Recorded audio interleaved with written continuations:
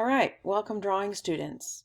You are back with me online because you have decided to continue the drawing class for DMAC credit. So here we go. This was a project that many of you did just begin to start. Some of you were close to finished. I'm going to kind of do an overview of this project, and hopefully we can get you materials to you in order for you to successfully finish this project. So here we go, portraits. So first step is, and for some reason it won't advance. All right, is using your own reference photos. This is important as an artist, is to use your own photos. Not only in as an artist, you are carefully crafting a composition of your own. You're developing those skills. You're developing confidence in those skills. Is to create and take your own pictures. So this is one of the reasons that I have you use your own photos. I know there are lots of photos, and it's good practice to draw celebrities and things like that, but you run into copyright issue. And if you want to go and sell or put your artwork out there, art competitions and things like that are looking for your original content. So come up with some poses of friends or family that are interesting to you. So using your own reference photos, the phone cameras work very well. They're really good quality photos. Find some dramatic lighting. A image is probably most interesting if you've got some lights and some darks and some good contrast in the photo. You've got some dramatic lighting. Have your subject stand kind of near a window and maybe have the light showing on one side of their face and more shadow on the other side of the face. That can produce a nice dramatic image. Our next point is to grid it out. Now you are still able to send this to me. I can grid this out. We are making these 6x9, 1-inch grid over them, and then our paper is 12x18, which is twice as large. So we're enlarging it to a 2-inch grid on the paper, a 1-inch grid on the image. And then we'll follow this grid to draw out our image. This is really a good way, and I know even professional artists use this method, especially with portraiture. It's sometimes just small subtleties that can make or break a likeness. So gridding is a good way to begin and practice. All right, so in my slides here, I've got some guides on head proportions, where eyes and mouth and nose normally are, mainly with the gridding method that we use. We won't need this as much, but it is a good helpful guide to find, kind of to study facial structure.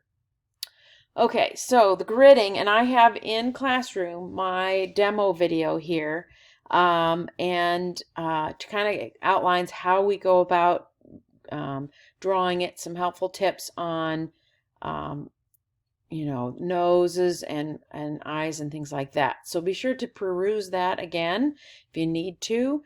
Also reach out for any questions. Now, and I think my intention is to start one of these and kind of do a fast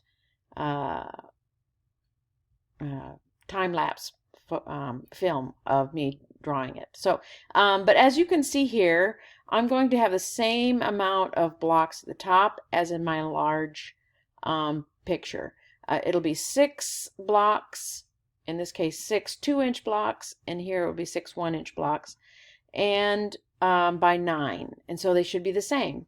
And so basically you're going to go over and find, your third block has this much, and the blocks really do help to kind of figure out where things are. And so do what this person has done, is create the initial outline first. When you're gridding your paper, make sure you grid lightly because you will be erasing the grid as you move along. And be sure to follow the grid and kind of count out your boxes. So sometimes the ears, you're like Something doesn't quite look right here. Count down. 1, 2, 3, 4. The ear starts in this block here, that kind of thing. So get your outlines in first and then begin to kind of go in with the shading and detail. All right, and then next, I also will have, this is in the slides and this will be in your in classroom, but I do like how he uses this Grayscale value finder in, and you should have received one in your packet of pencils, and to find values and kind of use that as a judge for your values. It's a very good, helpful tip. Feel free to peruse YouTube. There's lots of great tutorials available to you. All right, here's some previous student work. I did allow some artistic license.